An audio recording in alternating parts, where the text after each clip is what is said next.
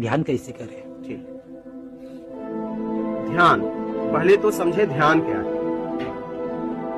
ध्यान, जब मुझे कुछ चाहिए तो ध्यान घटित हो जाता है। तो ध्यान तो स्वतः अपने आप घटित होता है, ध्यान करना नहीं है।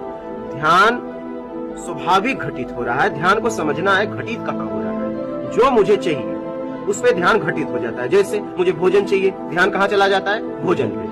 भोजन को मिल गया तो ध्यान कहीं और चला जाता है। हमारी जरूरतों में ध्यान घूम रहा है। आप समझ रहे हैं? ध्यान तो हर वक्त घटित हो रहा है, हर समय घटित हो रहा है। कहाँ हो रहा है? इच्छाओं।